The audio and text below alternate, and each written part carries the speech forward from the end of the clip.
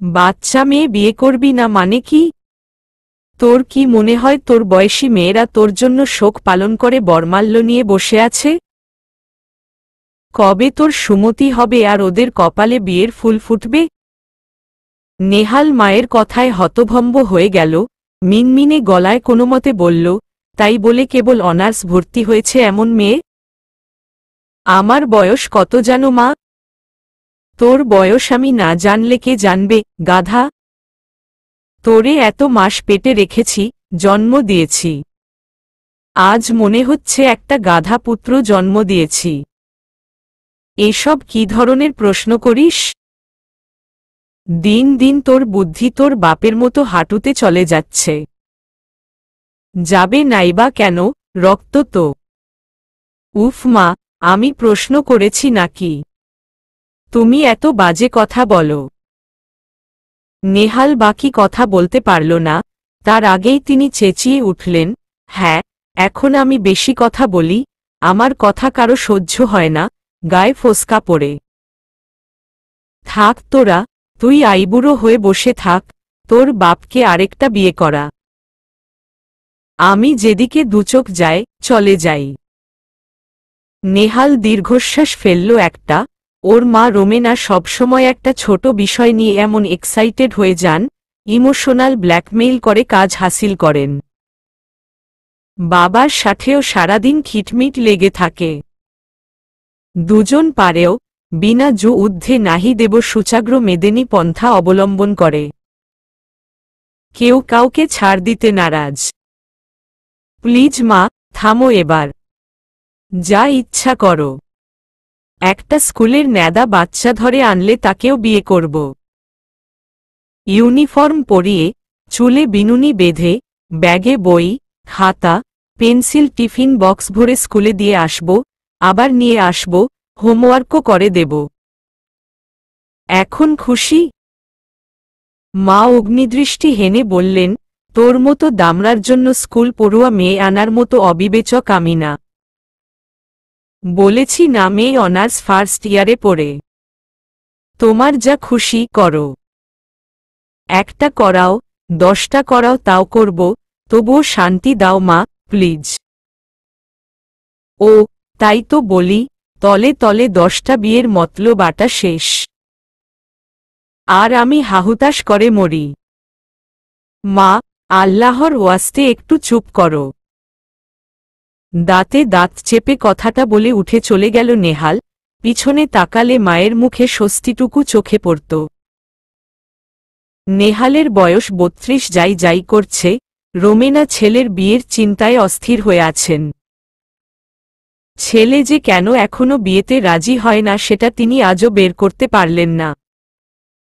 তবে এবার তিনি বদ্ধপরিকর। তার ছেলেবেলার বন্ধু তৌহিদার সাথে তার কথা বলাও শেষ। তার মেয়ে লিলির বিষয়ে নেহালের সাথে বয়সের একটা সুস্পষ্ট ব্যবধান থাকবে ঠিকই, কিন্তু মেয়েটাকে তার বড্ড ভালো লাগে। কি প্রাণবন্ত একটা মেয়ে, একটু ছটফটে, কিন্তু বয়সটাই তো এমন। নিজের চাপা স্বভাবের ছেলের জন্য এমন একটা মেয়েকেই তার পছন্দ। লিলির মতামত অবশ্য জরুরি, এখন সেখান থেকে সবুজ সংকেত পেলেই নিজের ছেলের সাথে তিনি যুঝে নেবেন। কি পেয়েছে সে? সন্ন্যাসী হবে? তাহলে হিমালয়ে চলে যাক, এই বাসায় তার চোখের সামনে নয়। এসব রোমেনা এক ফোঁটাও বরদাস্ত করবেন না। পত্রিকা থেকে মুখ তুলে আশফাক বললেন, ছেলেটাকে এমন ইমোশনাল ব্ল্যাকমেইল না করলেই পারতে। বিয়ে নিয়ে একটু সুস্থির হয়ে ডিসিশন নেয়া যেত না? রোমানার ধারণা আশফাক একজন উদাসীন মানুষ, ছেলেও হয়েছে ঠিক বাপের মতো। কই তার মেয়ে তো এমন হয়নি, তাদের মেয়ে নওরিন তো কি সুন্দর সংসার সামলাচ্ছে, একটা স্কুলে পড়াচ্ছেও সুন্দর করে। তিনি গলায় একটু ঝাঁঝ ঢেলে বললেন, একজন পুত্রদায়গ্রস্ত পিতার মুখে এমন বুলি মানায় না। সব দায় শুধু আমার। মা তো বলি, ছেলেটার যে মেঘে মেঘে বেলা হয়ে তাও পরন্ত অবেলা হয়ে যাচ্ছে, ওদিকে ছেলের মন নাকি এখনো লাটিমের মতো ঘুরছে। আরও সময় দিতে হবে?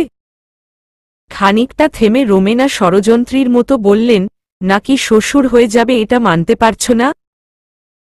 শোনো, ছেলের বিয়ে দিলেও তুমি বুড়ো হয়েছ, না দিলেও বুড়াই থাকবে।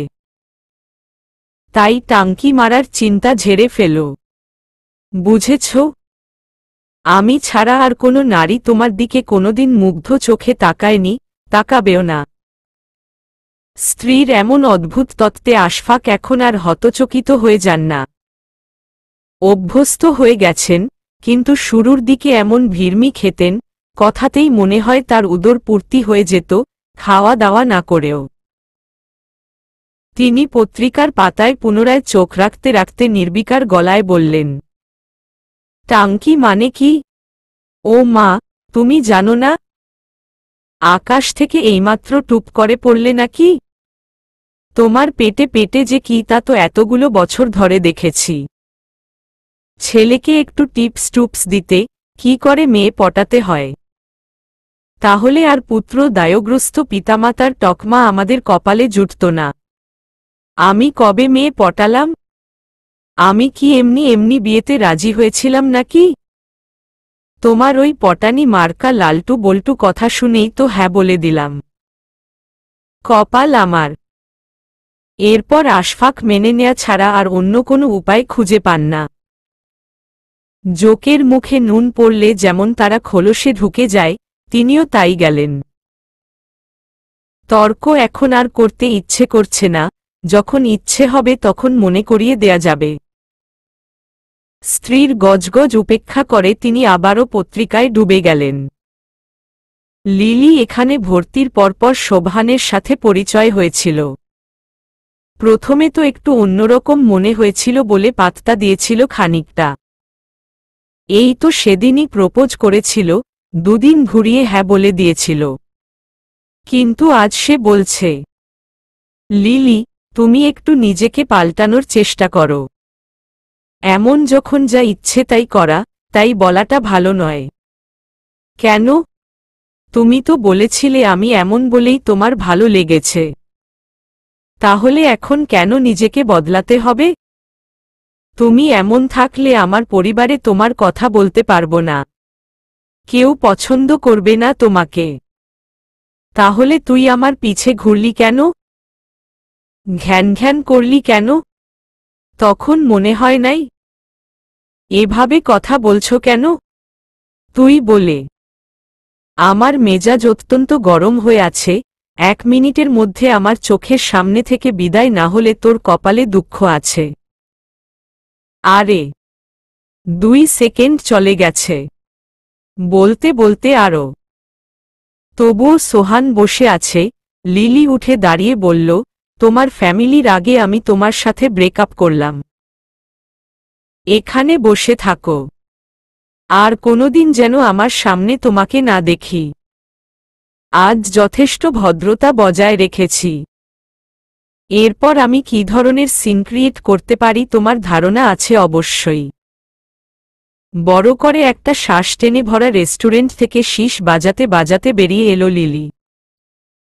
কেউ কেউ ঘুরে ওকে দেখল, কিন্তু এতে সে থোড়াই কেয়ার করে। বাইরে এসে দেখল প্রচণ্ড রোদ, চোখ ধাঁধিয়ে গেল। একটা রিকশায় উঠে বসে ফোনটা বের করল। কল করল ওর সবচাইতে কাছের বন্ধু তরিকে। 3 জনের একটা ছোট্ট দল ওদের। আরেকজন সদস্য মিতু। সেই ঢাকায় নেই আপাতত। খালাতো বোনের বিয়ের দাওয়াতে গেছে বলে ওকে বিরক্ত করেনি। আরও কয়েকজন আছে, কিন্তু এরা ওর ভেতর পর্যন্ত চেনে। কল রিসিভ হতেই লিলি বলল, ব্রেকআপ করলাম। সে কি? 1 সপ্তাহও হয়নি, এখনই ব্রেকআপ? ভেড়া চিনতে পারলে আর এগুবো কেন? তোর মন খারাপ? ধুর, কোনো ধরনের ইমোশনাল অ্যাটাচমেন্টই তৈরি হয়নি। হতো কিনা জানি না। তবে ওর আগের কথাবার্তার সাথে পরের কথাবার্তার মিল নেই। যেন আমাকে পেয়ে গেছে একেবারে। ফাজিলের ফাজিল। কি মনে করে আমি বিরহে কাতর হয়ে বোতল ধরব দেবদাসের মতো, নাকি আগের সিনেমার নায়িকাদের মতো কাঁদতে কাঁদতে গান গাইব আর পেছনে কয়েক হাত লম্বা আঁচল মেলে বন বাদারের ধুলো ময়লা পরিষ্কারের দায়িত্ব নেব? আমি এত সস্তা? আচ্ছা, ওইসব নিয়ে ভেবে কাজ নেই তাহলে। তুই আমার বাসায় আসবি আজ? নেটফ্লিক্সের নতুন সিরিজটা দেখা যেত একসাথে। না রে, আম্মু চিন্তা করে বাইরে থাকলে। একবার কি কাণ্ড হলো তোর মনে নেই? এবারের কথাটা বলল সহজ গলায়। নিজের কথাগুলো ঝেড়ে ফেলতে পেরে স্বস্তি পাচ্ছে। এই তোরই পরে কল করি, আম্মু কল দিয়েছে রে। কাট। রিকশা হেলেদুলে চলছে, ওদের গলিতে চলে এসেছে প্রায়। মা, কখন আসবি বাসায়? এই তো চলে এসেছি প্রায়। লিলি ঘেমে নিয়ে একাকার হয়ে গেছে ততক্ষণে।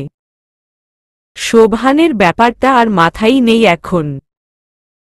ফোন রেখে মেয়ের ফেরার অপেক্ষা করতে লাগলেন তৌহিদা।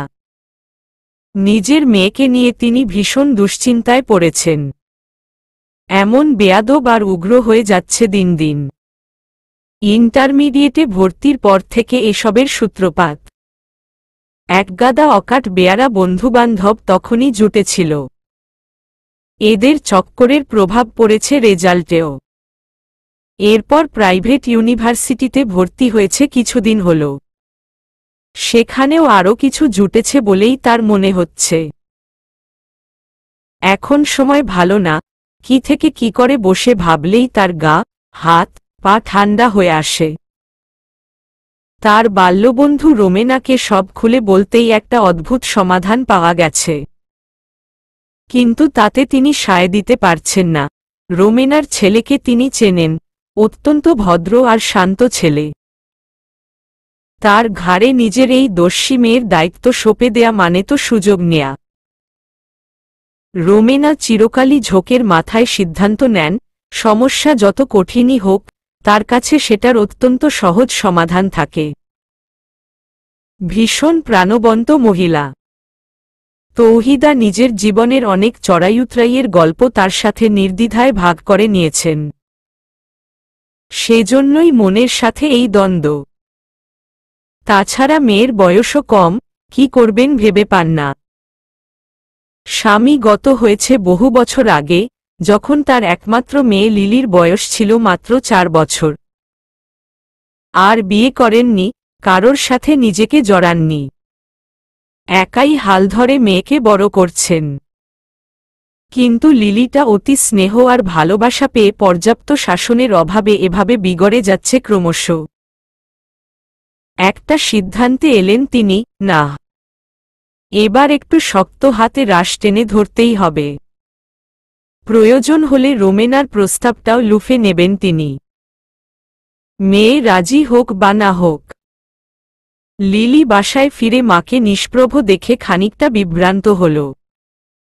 যদিও নতুন কিছু নয়, তবুও আজ যেন মাত্রাটা একটু বেশি। সে ভেতরে এসে ব্যাগটা রেখে মায়ের পাশে এসে বসল।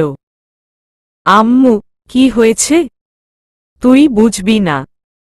কেন? বলো তো। টেনশন হচ্ছে এবার। আমাকে নিয়ে টেনশন করার প্রয়োজন নেই।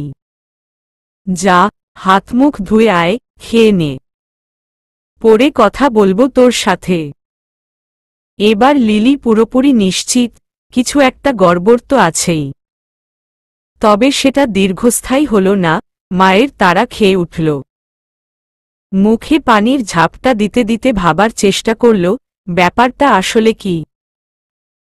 ওকে কি বলতে চান মা, যার জন্য তিনি এমন দ্বিধায় ভুগছেন? বাথরুম থেকে বেরিয়ে মুখ মুছতে মুছতে ফোনটা হাতে নিল। শোভানের 43টা মিস কল, হোয়াটসঅ্যাপেও অনেকগুলো মেসেজ জমে আছে, কিন্তু এসব দেখার বিন্দুমাত্র আগ্রহবোধ করল না সে। ওদের তিনজনের মিলিত একটা ইউটিউব চ্যানেল আছে, চ্যানেলের নাম বন্ধুতা। তাতে আপলোড করা নতুন ভিডিওতে কেমন ভিউ হচ্ছে সেটাতেও আগ্রহী হল না। কি রে, আয়। মা হাঁক ছেড়ে ডাকতেই সে গিয়ে বসল খাবার টেবিলে। শোন, যখন বলতে হবে তখন এখনই বলি, রোমেনাকে তো চিনিসই। রোমেনা আন্টির কি হয়েছে? ওর কিছু হয়নি। ওর ছেলের বিয়ের জন্য মেয়ে খুঁজছে, তোকে ওর খুব পছন্দ হয়েছে। আমি রাজি থাকলে কথা পাকাপাকি হবে। আমি এখন ওকে ফোন করে আমার অনাপত্তির কথা জানাতে চাই। লিলি মাত্রই পানি মুখে দিয়েছিল, সেটা গলধকরণ করার আগেই মায়ের এহেন বক্তব্যে সমস্ত পানিটুকু ছিটকে বেরিয়ে এলো, ছড়িয়ে ছিটিয়ে গেল টেবিলের চারপাশে। সে এমন ছ্যাঁকা এতটুকু জীবনে কোনোদিন খায়নি। সমস্তটা একটা স্বপ্ন, বই অন্য কিছু মনে হচ্ছে না। লিলি কথাটাকে আত্মস্থ করার চেষ্টা করতে না করতেই তৌহিদা আবারও বললেন, সাবধানে পানি খাবি তো। আম্মু, এসব কি বলছো তুমি? তোমার মাথা ঠিক আছে? খুব ভালো আছি আমি। শোন, রোমেনার ছেলের ছবি আমি তোকে দেব, তুই দেখিস। এখনই আমার বিয়ে নিয়ে অস্থির হয়েছ কেন? এটাই তো বুঝলাম না। তুই আমার একটা কথাও শুনিস? যা ইচ্ছা তাই করছিস। সারাদিন বন্ধুবান্ধবের সাথে হই হই। সবাই কি ভালো? হুটহাট এখানে ওখানে চলে যাস, সারাদিন ফোন গুতিয়ে যাস। রাত জেগেও তোদের এসব চলতে থাকে। রাস্তায় একবার মারামারি পর্যন্ত করে এলি। তোর আশেপাশে যেগুলো ঘোরাঘুরি করে, এদের সাথে যদি তুই জড়িয়ে যাস জীবনটা কি হবে বুঝিস? তুমি যার গলায় ঝুলাতে চাচ্ছ, তার কি যোগ্যতা বলো তো? সে কি এমন সুপুত্র শুনি একটু? সে অনেক ধীরস্থির স্বভাবের, তোর মতো উড়নচণ্ডী না। এটাই তার সবচাইতে বড় যোগ্যতা। বয়স একটু বেশি, তাই তোর চাইতে বেশি পরিণত।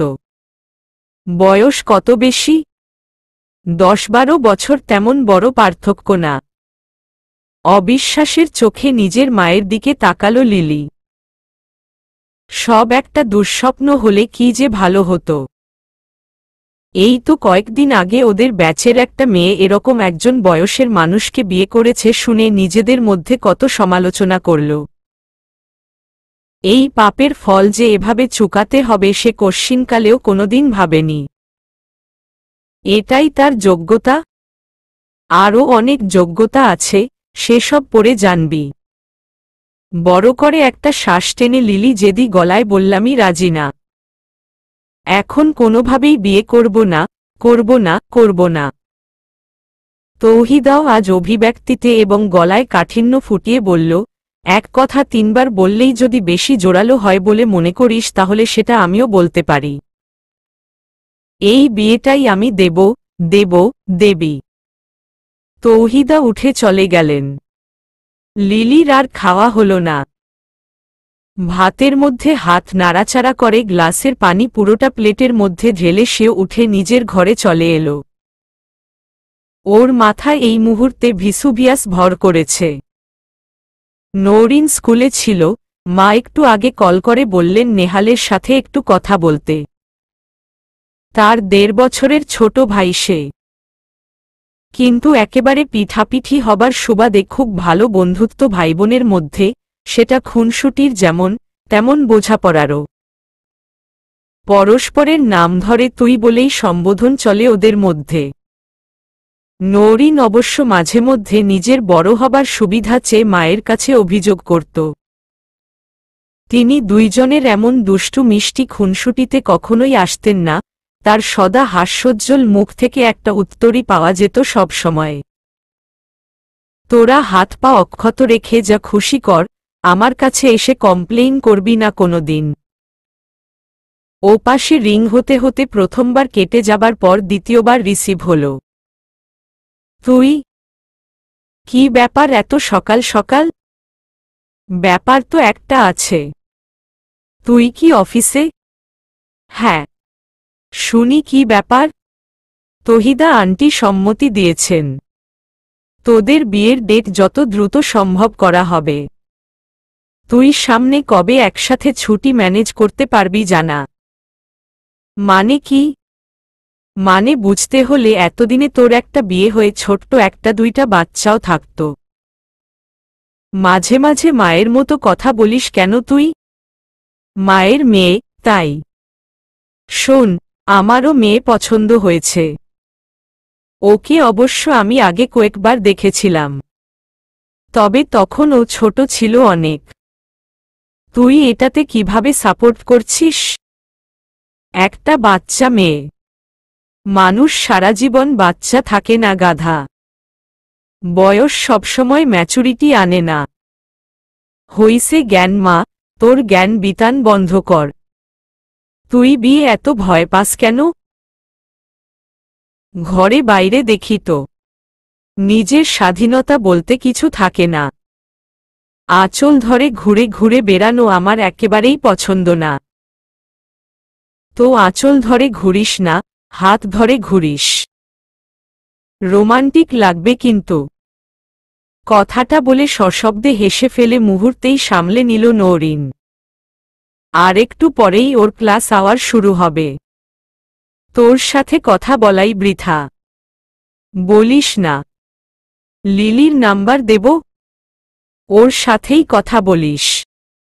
লিলিকে? তোর হবু বউ।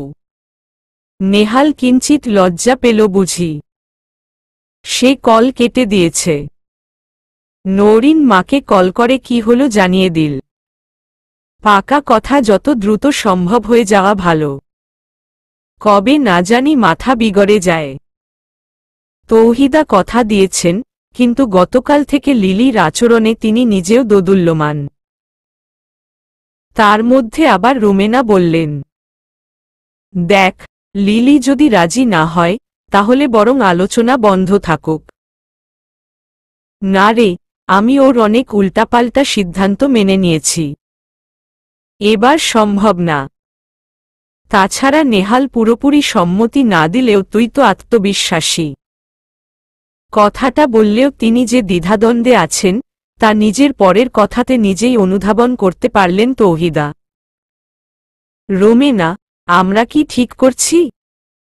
ওদের কারো তো ইতিবাচক মনোভাব নেই রে। যেহেতু চাইছি সেটা হোক, তাহলে আর মনে কোনো দ্বিধা সংকোচ রাখিস না। কিন্তু ওরা দুইজন দুই রকম স্বভাবের মানুষ। এটা তো ভালোই। দেখ, অপোজিট অ্যাট্রাকশন বলে একটা বিষয় আছে। বন্ধুকে নিশ্চিন্ত করতে এবার তিনি বললেন, লিলির সাথে আমি একবার কথা বলবো আজকালের মধ্যে। শোন, চুম্বকের বিপরীত মেরু সবসময় আকর্ষণ করে। পড়িসনি? ওরা তো চুম্বক না। হু, দুটো মানুষের মধ্যে চৌম্বকীয় আকর্ষণ তৈরি হলেই তো ম্যাজিকটা হবে, নাকি? তৌহিদার আশ্বস্ত হতে ইচ্ছে করে, হলেই হয়। হোক সেটা সর্বান্তকরণে চাই। কিন্তু দুজনেরই এমন অমত। দুদিকেই নেগেটিভ ফিডব্যাক, মানে ধরে নে মাইনাস। সূত্রমতে কিন্তু মাইনাসে মাইনাসেই প্লাস হয়। বুঝলি, তাই নো চিন্তা, ডু ফুর্তি সখী। আসলেই গাণিতিক সূত্র আর জীবনের সূত্র এক সুতোয় বাধা পড়বে তো। তৌহিদা নিঃশঙ্ক হতে পারছেন না পুরোপুরি। এই মেয়েটাই তো তার সমস্ত পৃথিবী। সব ভালো হোক, স্রষ্টার কাছে এটাই তার প্রার্থনা। এটা কার ছবি দিলি দোস্ত?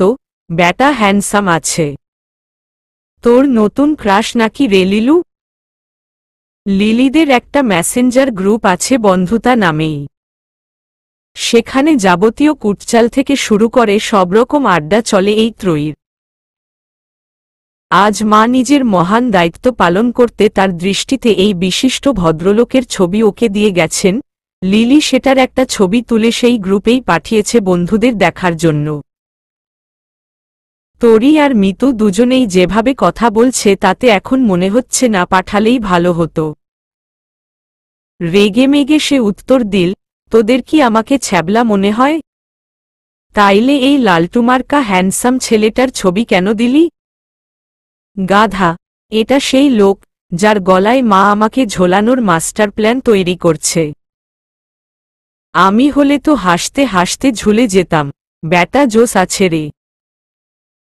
সরি ফর মাই ল্যাঙ্গুয়েজ, তুই বিয়ে করতে চাস না বলেই এভাবে বললাম। মিতুর মেসেজের উত্তর দিতে দিতেই তোরই লিখেছে, তোর আপত্তি কেন? বয়স আমাদের মিনিমাম 12 বছরের ডিস্টেন্স। জেনারেশন গ্যাপ হলে কত সমস্যা হয় বল। তাছাড়া এখনই আমি বিয়ে করতে চাই না। তাও ঠিক, শুনেছি বেশি বয়সের ছেলেরা কম বয়সী বউ পছন্দ করে। বুঝলি তো কেন বললাম? তোরির কথার ইঙ্গিত ধরতে পেরে বিশ্রী একটা অনুভূতি হল লিলির সাথে এই অপরিচিত মানুষটার জন্য মন তিক্ততায় বিষিয়ে এলো। আসলেই কি তাই? মিতু যদিও ইতিবাচক কথাবার্তা বলছে, কিন্তু সবকিছু ছাপিয়ে তোরির কথাই যেন বারবার মাথায় এসে জট পাকিয়ে দিচ্ছে। অনেকগুলো বিষয় মানুষের সামনে থাকলেও মস্তিষ্ক সবসময় যেন নিজের ভাবনার সাথে যে বিষয় যায় সেই মতকেই দ্রুত গ্রহণ করে ফেলে। লিলির ক্ষেত্রেও তাই হল। মিতু বলছিল, তুই বিয়ে করে ফেল, সমস্যা তো নেই। বয়স একটু বেশি হলেই যে আন্ডারস্ট্যান্ডিং হবে না তা তো নয়। সবার মেন্টালিটিও একরকম নয়। লিলি ফোনটা সরিয়ে রাখল, এখন এদের সাথে কথা বলতেও বিরক্ত লাগছে। ওর জীবন কোনো খাতে যাবে তা অনিশ্চয়তায় মোড়া, জীবনটা ভালোমতো দেখার আগেই সব শেষ হয়ে যাচ্ছে। আকাশে সদ্য ডানা মেলে উড়তে শেখা পাখি সে জীবনের কতটুকুই বা দেখেছে? কিছুই তো দেখা হলো না। এরই মধ্যে ওর ডানা ছেঁটে ফেলার সমস্ত পরিকল্পনা তৈরি করা শেষ। সারা জীবনের জন্য এক অদৃশ্য শেকলে আটকে পড়ার আশঙ্কা লিলির সমস্ত সত্তাকে নাড়িয়ে দিল। কেমন দমবন্ধ করা একটা চাপা যন্ত্রণা হতে লাগল বুকে। সে এটা হতে দিতে পারে না, কিছুতেই না। লিলি অনেক ভেবে চিন্তে মায়ের ঘরে এসেছে। যদি কোনোভাবে তার মন গলানো যায়। তৌহিদা তখন ওষুধ খাচ্ছিলেন। খাওয়ার আধা ঘন্টা আগে এটা খেতে হয়। লিলি আজ মুখাবয়বে একেবারে বিগলিত অভিব্যক্তি ফুটিয়ে এসেছে। কি রে, কিছু বলবি? হ্যাঁ আম্মু, তুমি শুনতে চাইলে বলতে পারি। আয়, বস এখানে। নিজের বিছানায় তার পাশের জায়গাটা ইঙ্গিত করে বললেন তৌহিদা। এবার বল, কি বলবি? আম্মু, আমার বিয়ে দিতে চাও, করব। কোনো সমস্যা নেই। কিন্তু আমার পড়াশোনা কেবল শুরু হলো। সামনে আমার একটা ক্যারিয়ার আছে, বিয়ে করলে তো সব শেষ। নিজের পায়ে দাঁড়াতে পারব না। তৌহিদার অন্তর্ভেদী দৃষ্টির সামনে নিজের ইনোসেন্স ধরে রাখার মতো কঠিন কাজ এখন লিলির জন্য আর একটাও নেই। মুখে কাদো কাদো ভাব আনার চেষ্টা করল প্রাণপণে, কিন্তু কান্নাকাটি ঠিক ওর ধাতে নেই। এভাবে অনুরোধের সুরে কথা বলাও নয়।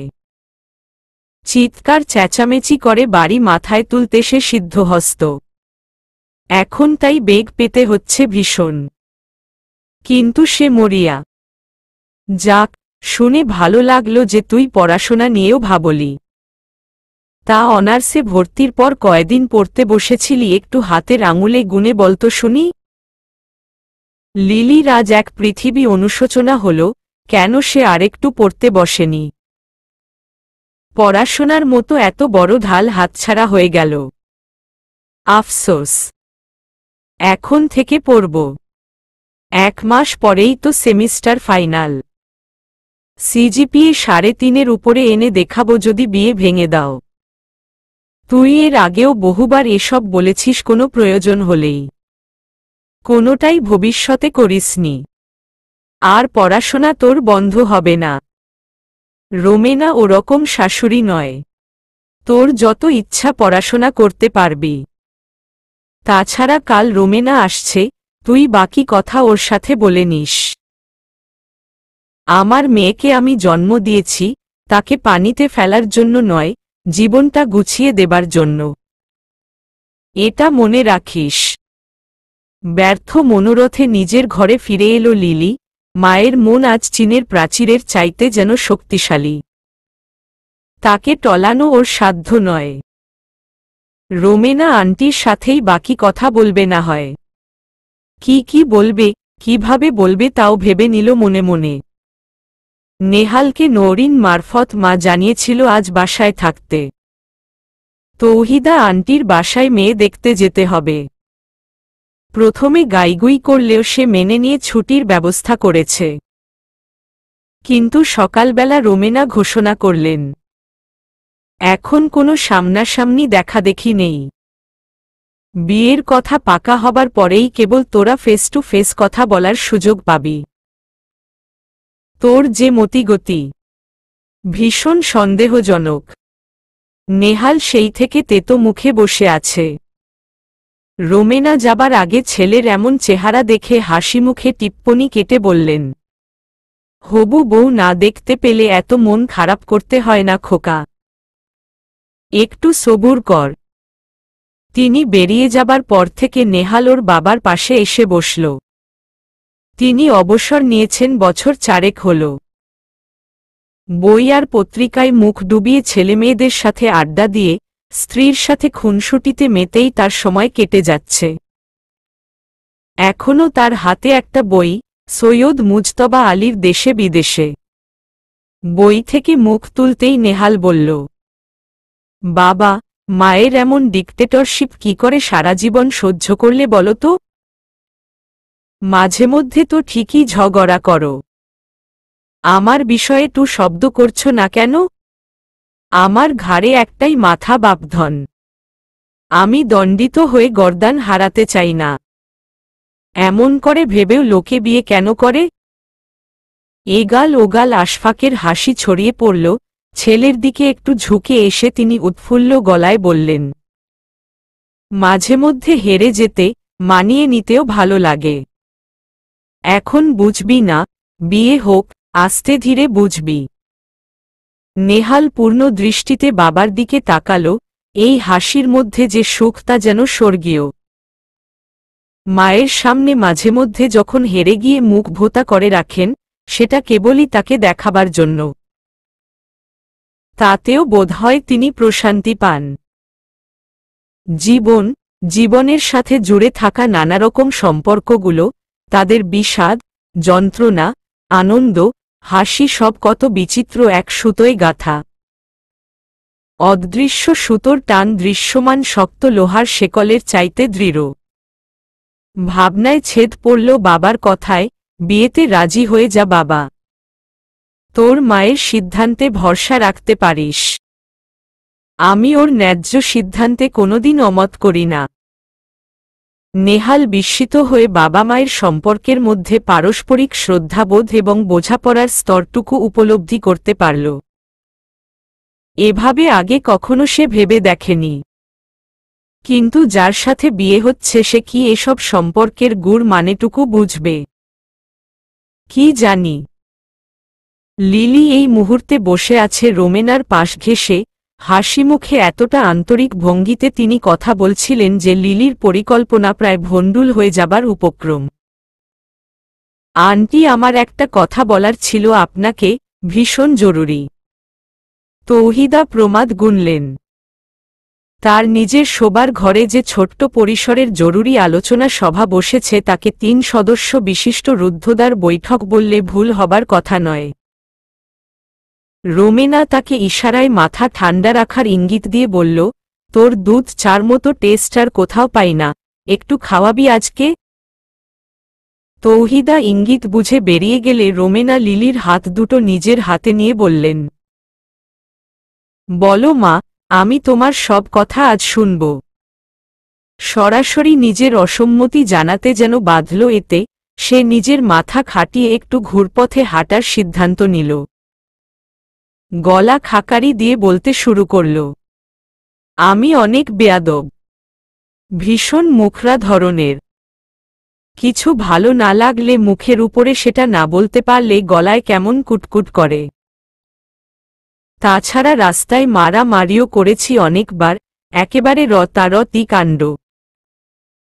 অর্ধেক সত্যির সাথে অর্ধেক মিথ্যা মিশিয়ে নিজের চারিত্রিক বৈশিষ্ট্যের ফিরিস্তি দিল হবু শাশুড়ির কাছে। সাংঘাতিক, মারামারি কেন করেছিস? নিশ্চয়ই কোনো কারণ ছিল। লিলির মনে হলো সত্যি বললে ওর বিপক্ষে যাবে, সে এটা চায় না। রোমেনার সম্বোধন তুইতে নেমে এসে গলার আন্তরিকতা বাড়িয়েছেন, এটা সে খেয়ালই করেনি। এবারও সে খানিকটা ইতস্তত করে বলল, আমি তো ইউটিউব কন্টেন্ট বানাই। ওরা আমাদের রাইভাল ছিল তাই। তোমার ভিডিও আমি নিয়মিত দেখি। ওরা কোনো চ্যানেলের ছিল? লিলি উত্তর দিতে পারল না। সত্যি সত্যি সে রাস্তায় দাদাগিরি ফলিয়েছিল 2-3 বার, তবে সেটার যৌক্তিক কারণ ছিল। মেয়েদের দেখে শীষ বাজানো, পেছনে থেকে বাজে কথা বলা, এসবই কারণ ছিল। রোমেনা প্রশ্রয়ের হাসি হেসে বললেন, যে গুছিয়ে মিথ্যা বলতে পারে না, সত্য বলতে ভয় পায় না, অপছন্দের কথা স্বাচ্ছন্দ্যে প্রকাশ করতে পারে, কাউকে ছোট না করে, এমন মেয়ে আমার বেশি পছন্দ। তোর প্রতি আমার ভালো লাগা আরও বেড়ে গেল কেন জানিস? আমার খানিকটা তারুণ্য যেন তোর মধ্যে খুঁজে পেলাম। তবে আজ মিথ্যা বলার চেষ্টা না করে সরাসরি বললেই পারতি কিন্তু। লিলিকে যেন কেউ মহাশূন্য থেকে শক্ত পাথুরে মাটিতে আছড়ে ফেলেছে এমন অনুভূতি হল। সে উত্তর না দিয়ে মাথা নিচু করে নিল।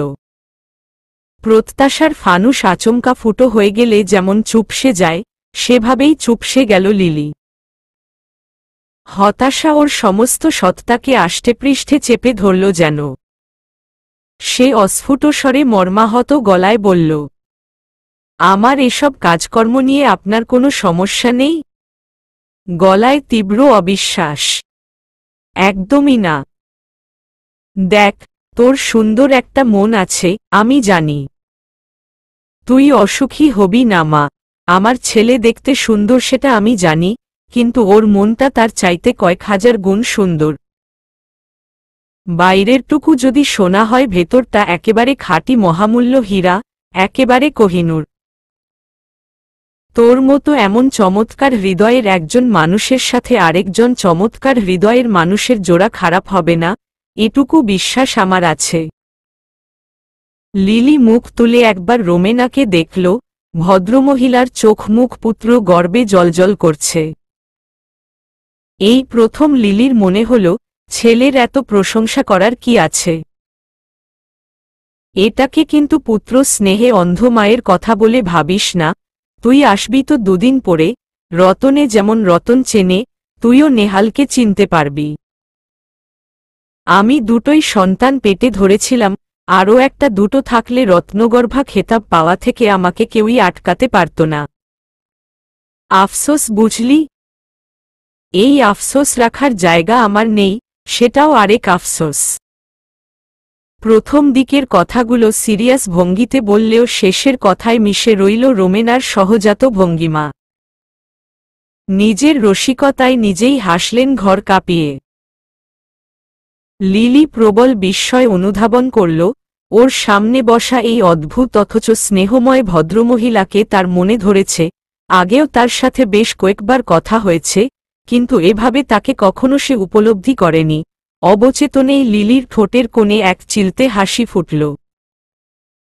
নেহাল ছাদে দাঁড়িয়েছিল। আজকের ছুটিটা শুধু শুধু নষ্ট হলো বলে খানিকটা রাগ হচ্ছিল মায়ের উপরে।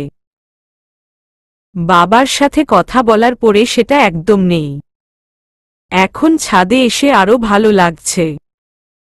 একটা ফুরফুরে বাতাস এসে গায়ে লাগছে।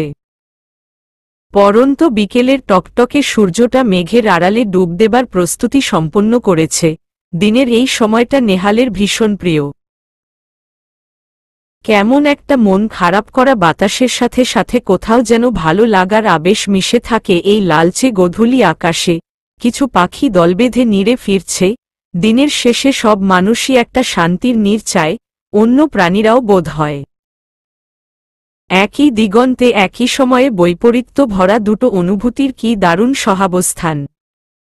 মায়ের কাছে শুনলাম, লিলিকে দেখতে যেতে না পেরে তোর মন খারাপ, তাই আমি চলে এলাম।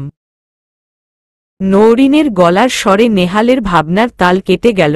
বহু বহু ক্রোশ দূরের আবির রঙা আকাশ থেকে ওর দৃষ্টি নেমে এলো সদ্য পাশে এসে দাঁড়ানো নৌরিনের দিকে। তাকে না দেখলে আমার মন খারাপ হতে যাবে কেন? একবার দেখা হোক, তখন নিজেই বুঝবি কেন। তুই কখন এলি সেটা বল, আমি অনেকক্ষণ থেকে এখানে দাঁড়িয়ে আছি, তোকে দেখলাম না তো। প্রসঙ্গ পরিবর্তন করে বলল নেহাল। সে তুই কিসের আর কার ভাবনায় ডুবেছিলি তা তুই ভালো জানিস।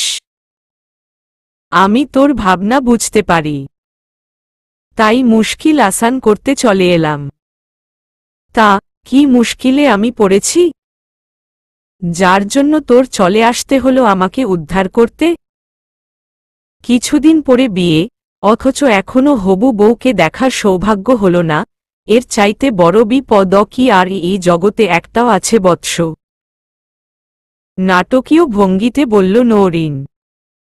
নেহালও বোনের সাথে খুনসুটিতে যোগ দেবার লোভ সামলাতে পারল না।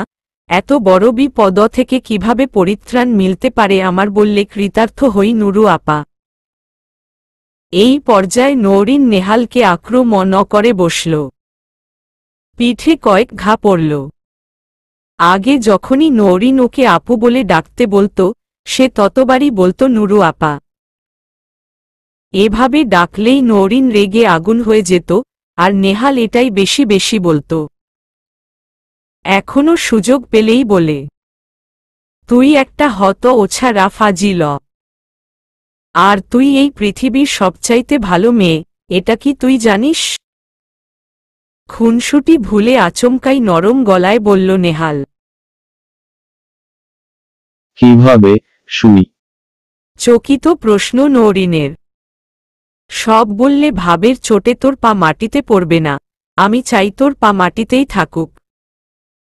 আকাশে উড়লে আমার বোনকে কোথায় পাব? তাই সেসব থাকুক, একটা বলি। বল, পরে বাকিগুলো শুনব অবশ্যই। ফ্রিতে আকাশে ওড়ার সুযোগ হেলায় হারানো ঠিক হবে না। নেহাল হেসে বলল, তোর মনে আছে, তুই স্কুলের টিফিনের টাকা বাঁচিয়ে তোর ব্যাগের পকেটে রাখতি? আমি প্রতিদিন সেটা চুরি করতাম। তবুও তুই প্রতিদিন একই জায়গায় টাকাটা রাখতি। তুই আসলে সেটা আমার জন্যই রাখতি প্রতিদিন। আমি ভাবতাম আমার বুদ্ধিতে টাকা সরাচ্ছি।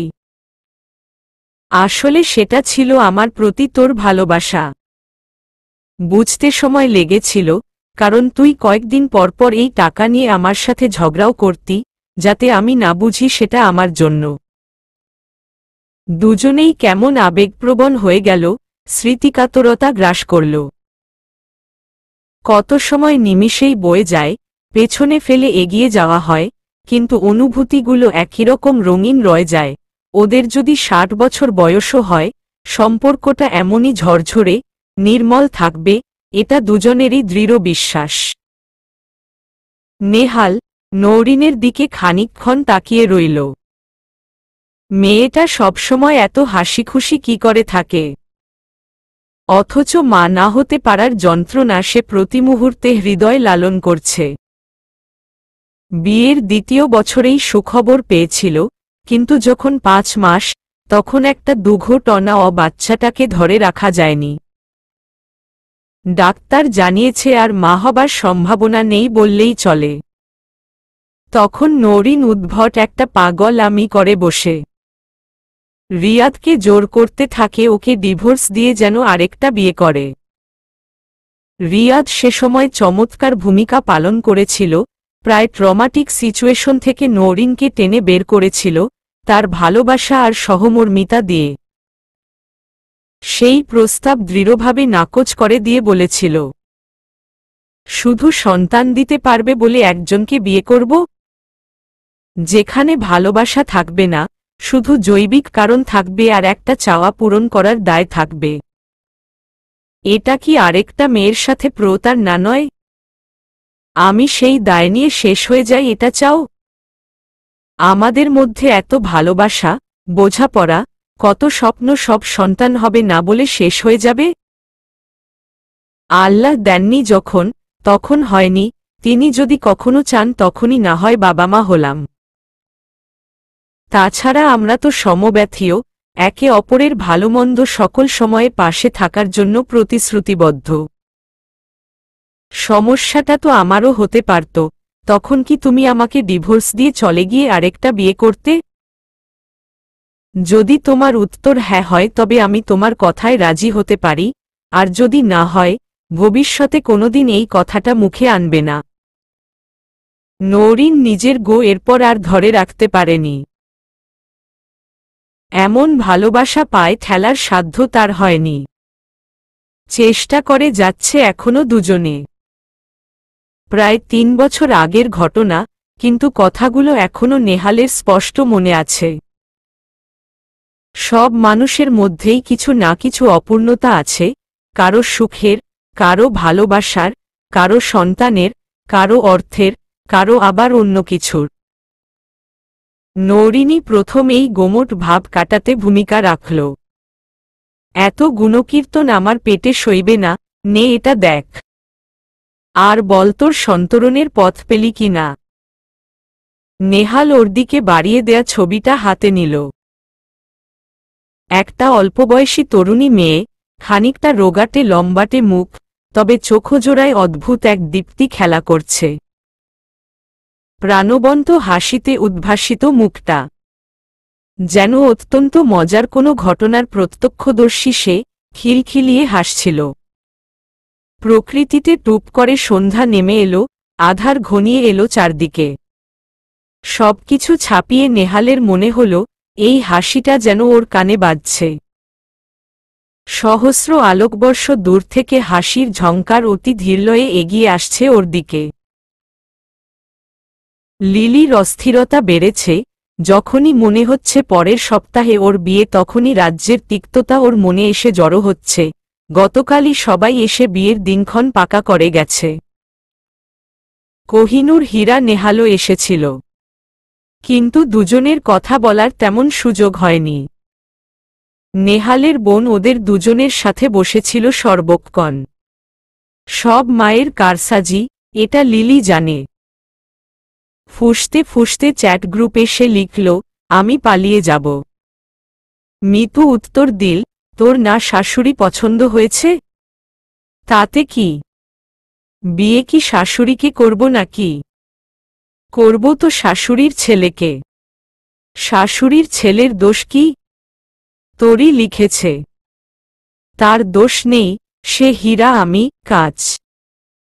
হীরায় কাঁচ কাটে যেমন, তেমনি একসাথে থাকলে আমার জীবন ধ্বংস। আরেকবার ভেবে দেখ। কোনো ভাবাভাবি নেই। ছেলে কিন্তু সুন্দর আছে। এই কথা শোনার পর আর এদের সাথে কথা চালিয়ে যাবার ইচ্ছা অবশিষ্ট রইল না। মানুষের একমাত্র যোগ্যতা কি দেখতে সুন্দর আর ভালো প্রফেশন? আর কোনো যোগ্যতা আছে কিনা সেটা কেউ বলছে না। ওকে বুঝবে কিনা, ও একটা আলাদা মানুষ, ইচ্ছেগুলো আলাদা, সেগুলো কিভাবে মূল্যায়িত হবে তাও জানে না। চেহারা দেখে গলে যাবার মতো মেয়ে সে নয়। এমন অনেক সুন্দর ছেলে সে দেখেছে, যারা মায়ের আঁচলের তলায় সুবোধ বালক সেজে থাকে, কিন্তু বাইরে যা করে বেড়ায় তাতে করে তাকে সোজা ভাষায় বলে লুচ্চা। দেখতে দেখতে বিয়ের সময় ঘনিয়ে আসতে থাকল। আর মাত্র 3 দিন বাকি। পরশু থেকেই লোকজন আসতে থাকবে। যা করার আজই করতে হবে। সে চূড়ান্ত সিদ্ধান্ত নিল, পালাবেই। চুপি চুপি একটা ব্যাগও গুছিয়ে ফেলেছে। শোভানের নাম্বারের ব্লক খুলে কল দিতে গিয়ে দিল না। এটার থেকে তো ওই বুড়ো ব্যাটা ভালো। কোনো ভেড়ার সাথে সে কেন যোগাযোগ করবে? সুতরাং নাম্বারটা আবারও ব্লকলিস্টে জায়গা করে নিল। সপ্তাহখানেক লুকিয়ে থাকবে, এরপর ঝামেলা নেমে গেলে মায়ের কাছে ফিরে আসবে। এটাই আপাতত লিলির পরিকল্পনা। তবে তরি বা মিতুর কাছে গেলে আগেই ধরা পড়বে। তাই ওদের ইউনিভার্সিটির একটা বড় আপুকে কল দিল, তার সাথে ওর বেশ ভালো খাতির আছে, তার জন্য লিলি একবার একটা বক্তৃতার স্ক্রিপ্ট লিখে দিয়েছিল। সেখান থেকে সখ্যতা তাকে বলল, আপু, আমার আম্মু কিছুদিনের জন্য গ্রামের বাড়িতে যাবে, আমি বাসায় একা। সে সানন্দে আগবাড়িয়ে প্রস্তাব দিয়েছে তার সাথে থাকার জন্য। কাউকেই কিছু না জানিয়ে ব্যাগটা নিয়ে নিজের রুম থেকে অতি সন্তর্পণে পা টিপে টিপে বেরিয়ে এলো লিলি। তরি আর মিতুকেও জানায়নি। কোথায় যাস এখন? লিলির হাত থেকে মোবাইলটা ছিটকে নিচে পড়ে গেল। মা এখনো জেগে থাকবেন এটা কল্পনারও অতীত ছিল ওর জন্য। একেবারে সদর দরজার সামনে দাঁড়িয়েছিল, দরজা খুলেই বেরিয়ে যাওয়া বাকি, একবার বেরুতে পারলেই কেল্লা ফতে। কিন্তু ওর ভাগ্যে এই বিয়েটাই লেখা আছে হয়তো। এর অন্যথা কোনোভাবেই যেন সম্ভব নয়। তবে এখন সবচাইতে বড় চিন্তা মাকে মানানো। তিনি এমনিতে শান্ত, ওকে সেভাবে কখনো শাসন করেননি, কিন্তু রেগে গেলে যে ভয়ঙ্কর হয়ে যেতে পারেন সেটা লিলি ছেলেবেলায় একবার দেখেছিল। লিলি ইতস্ততভাবে মুখে হাসি আনার চেষ্টা করে আমতা আমতা করে বলল, কই যাব? আবার অপ্রস্তুত হেসে আবার বলল, গরম পড়েছে কত দেখেছ? ছাদে যাচ্ছিলাম। ও, তাই নাকি? ভালো। ছাদে গিয়ে থাকা শুরু করবি নাকি? তল্পিতল্পা নিয়ে যাচ্ছিস? আর এই রাত দুপুরে বাইরের পোশাক পরে ছাদে যেতে হয় জানা ছিল না তো। তৌহিদার অন্তর্ভেদী দৃষ্টির সামনে সে ধরা পড়ে অপ্রস্তুত বোধ করছে। শুয়ে পড় যা। আর ব্যাগটা আমার কাছে থাকুক। লিলির কান্না পাচ্ছিল, মা ওর সাথে এভাবে কড়া গলায় কখনো কথা বলেননি। এমনিতেই বকাঝকা সে অনেক খেয়েছে, কিন্তু সেসবে স্নেহের ছোঁয়া লেগেছিল। আজ যেন বহু দূরের কেউ। পড়ে যাওয়া মোবাইলটা তুলতে গেলে তৌহিদা বললেন, আমি আর কয়দিন বাঁচব বল? তোর দাদু বাড়ির মানুষের কাছে শেষ সময়ে এসে আমার মাথা কাটিস না। ছলছলে চোখে একবার মায়ের দিকে তাকিয়ে নিজের ঘরে চলে গেল লিলি। চোখে সহস্র অনুযোগ, অভিযোগ, অভিমান। তৌহিদার স্বামী লিয়াকত মারা যাবার পর থেকেই শ্বশুর বাড়ির সাথে বেশ দূরত্ব। দিনে দিনে সেটা কেবল বেড়েই গেছে। লিলিকেও তারা নিয়ে যেতে চেয়েছিল। অনেক সংগ্রাম তার করতে হয়েছিল মেয়েকে নিজের কাছে রাখতে। এখনো বিয়ের কথা শুনে তারা নাখোশ হয়েছে। কিন্তু তিনি অটল। এই অবস্থায় মেয়ে যদি এমন কিছু করে ফেলে, তিনি কোথায় মুখ লুকাবেন? লিলির উপরে তার যত অনাস্থাই থাকুক, তবুও একটা বিশ্বাস কোথাও আছে যে এমন কিছু করবে না যাতে তার মাথা কাটা যায়। তবে তিনি যা ভয় পান, তা হল মেয়ে অসম্ভব জেদি। এর জন্য সে যা কিছু করে ফেলতে পারে, ভুলশুদ্ধের ধার ধারে না। যেমন আজকের কাজটা। তিনি জানেন, হয়তো কোনো বন্ধুর বাসায় যেত, কিন্তু যে কথাগুলো রটত তা তিনি কি দিয়ে বন্ধ করতেন? তাছাড়া, কথায় আছে, সঙ্গ দোষে লোহা ভাসে। অস্থির চিত্তের লিলি যদি ভেসে যায়। এখনও তার বুক কাঁপছে, ভাগ্যিস তিনি আজ তাহাজ্জুদ নামাজের জন্য উঠেছিলেন, নইলে কি হতো, ভাবার সাহসও করতে পারেন না। এত রাতে বাইরে বের হলে কি পরিণতি হতে পারে চিন্তা করেই ভয়ের একটা স্রোত তার মেরুদণ্ড বেয়ে নেমে গেল। তিনি অজু করে নামাজে বসলেন। রোমেনা ভীষণ উত্তেজিত হয়ে আছেন। বাড়িতে নতুন সদস্য আসছে এতেই তিনি উৎফুল্ল। তার কি কি পছন্দ, অপছন্দ সব তৌহিদার কাছ থেকে এতদিনে শুনে ফেলেছেন। হবু পুত্রবধূর জন্য গহনা আনা হয়েছে। এগুলো তিনি আর নৌরিন গিয়ে নিজে পছন্দ করে গলার হার বানাতে দিয়েছিলেন। তৌহিদাকে অবশ্য বলেছিলেন লিলির পছন্দটা জেনে নিতে, কিন্তু তিনি বলেছেন, কোনো সমস্যা নেই, তাদের পছন্দ হলেই হলো। সময় কম বলে তারা আর আপত্তি করেননি। সেই হারটা দেখার জন্য ছেলেকে ডেকেছেন রোমেনা। নেহাল বিরস মুখে এসে মায়ের বিছানায় বসেছে। পুরো বিছানায় ছড়িয়ে ছিটিয়ে আছে শাড়ি, প্রসাধনী থেকে শুরু করে অলংকার, সব। তোকে বললাম বিয়ের কেনাকাটায় আমাদের সাথে যেতে, তুই গেলি না কেন? এসব তো আমি পরব না, তাই। এটা কোনো উত্তর? শাড়ি, গয়না তুই পরবি না এটা কি আমি জানি না? নাকি এসব পরিয়ে বউ সাজিয়ে তোর বিয়ে দিতে চেয়েছি? গাধা! ছি মা, এসব কি বলছো? যেমন কথা তেমন ঝাঁটা। হতাশ হল নেহাল। মা এমনই, তার মুখের কোনো লাগম নেই। তাই আর সে পথে গেল না। সে সসংকোচে বলল, মা, আমি ওই মেয়ের সাথে একা কথা বলতে চাই একবার। ওই মেয়ে নামে তো কাউকে চিনি না। তোর লুকায়িত গার্লফ্রেন্ড নাকি?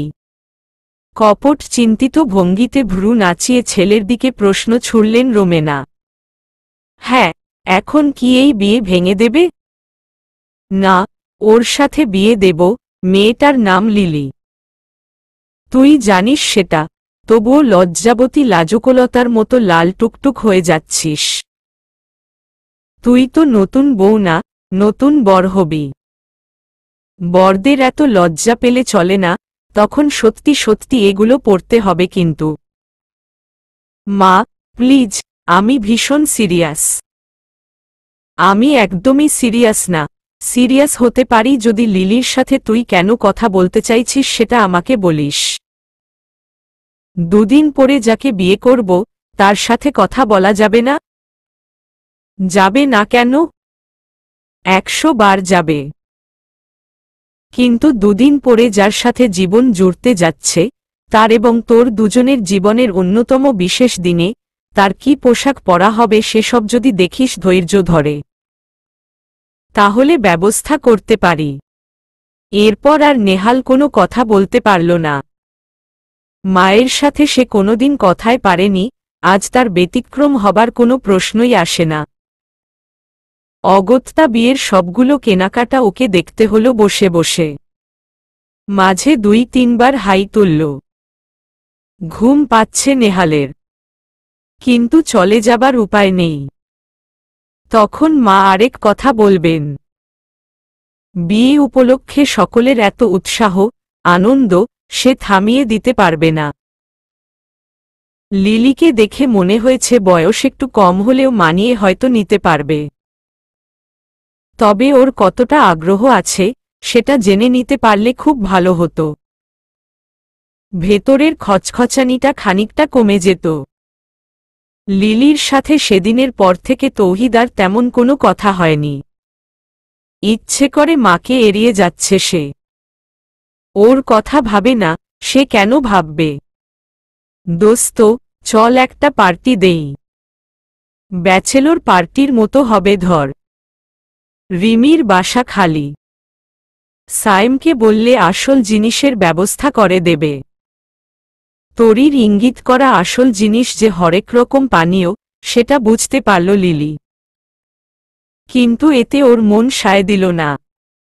সরাসরি না বলা যায় না। বন্ধুমহলে ওর একটা আলাদা আধিপত্য রয়েছে। এভাবে পিছিয়ে গেলে ওর জায়গাটা থাকবে না। যদিও একবার মনে হলো যাবে, তাতে মাকে একটা শিক্ষা দেয়া যাবে, কিন্তু মন থেকে সায় পেল না। এতটা কঠিন সে কিছুতেই হতে পারবে না। তবুও অভিমান জমা হয়ে আছে একরাশ। ওকে মায়ের প্রয়োজন নেই, ওর বিয়েটাই যেহেতু প্রয়োজন, সে বিয়েই করবে। এরপর আর ফিরবে না, মনে মনে প্রতিজ্ঞা করল লিলি। বাসায় মেহমান এসেছে অনেক। পরশুই তো বিয়ে। এখন রাতে বাইরে গেলে অনেক কথা শুনতে হবে। তোরা করিস না হয়। কথাটা বলেই সে ফোন কেটে দিল। ফোন রাখতেই দেখল তৌহিদা এসেছেন। আমি আজকে তোর সাথে থাকি? আরেকটা রুম খালি করে দিতে হবে। না মা, আমি একা থাকব। তুমি মামি নইলে চাচির সাথে ঘুমিও। তৌহিদা ম্লান মুখে ফিরে গেলেন। লিলি আজ কাঁদল খুব করে। এরপর পায়ে পায়ে বেরিয়ে এসে মায়ের ঘরে গেল। যা ভেবেছিল তাই। অন্য দুটো ঘর ভাগাভাগি হয়ে গেছে অতিথিদের মধ্যে। মায়ের সাথে শোবার প্রস্তুতি নিচ্ছিল ওর চাচার মেয়ে সায়না। ওর সাথে শোবার জন্যই মা গিয়েছিলেন ওর ঘরে। তুই আমার রুমে গিয়ে ঘুমা সায়না। তুই এখানে থাকবি? হ্যাঁ। সায়না বেরিয়ে গেল বালিশ নিয়ে। তৌহিদা নীরবে ম্লানমুখে চেয়ে রইলেন মেয়ের দিকে। লিলি তার সাথে একটাও কথা বলল না, কোলে জড়িয়ে আনা বালিশটা বিছানায় রেখে মায়ের পাশে শুয়ে পড়ল। তার আগে লাইটটা নিভিয়ে দিল। তৌহিদা মেয়েকে জড়িয়ে ধরলেন। লিলি বলল, আম্মু, গায়ে হাত দিও না প্লিজ। ভালো লাগে না। তৌহিদা সরে গেলেন অনেকটা। তার চোখের কোণে পানি জমছে বুঝতে পারছেন। তার দৃঢ় বিশ্বাস, একদিন মেয়ের রাগটুকু ভালোবাসায় বদলে যাবে, তাই এটুকু তিনি সহ্য করে নিলেন। লিলি এপাশোপাশ করছে, কতক্ষণ সময় গেল সে জানে না। এরপর সহসা মায়ের দিকে ঘুরে তাকে জড়িয়ে ধরল। বহুদিন পরে সে কাঁদছে, খুব কাঁদছে। অনেক কিছু বলতে ইচ্ছে করছে, কিন্তু একটা কি যেন বাধা দিতে লাগল। সেটা যে এই কয়েকদিনে তৈরি হওয়া অভিমানের পাহাড় তা কারোরই অবিদিত রইক না। তৌহিদার কাঁধ ভিজে যাচ্ছে লিলির চোখের জলে। তিনিও আবার ঘুরে মেয়েকে আলিঙ্গনে আবদ্ধ করলেন, সেই আগের মতো স্নেহে, মমতায়, ভালোবাসায়। কোনো কথা হল না, শাব্দিক ভাষার ব্যবহার কেউই করল না। কেবল দুজনের বিন্দু বিন্দু চোখের জল অব্যক্ত ভাষায় সুগভীর অনুভূতির বিনিময় করল। তৌহিদা মনে মনে সর্বান্তকরণে প্রার্থনা করলেন, হে আল্লাহ, আজকের পরে আর কোনোদিন যেন আমার মেয়ের চোখে দুঃখের অশ্রু না জমে, এরপর যতবারই কাঁদুক, তা যেন কেবল আনন্দাশ্রু হয়। চলবে।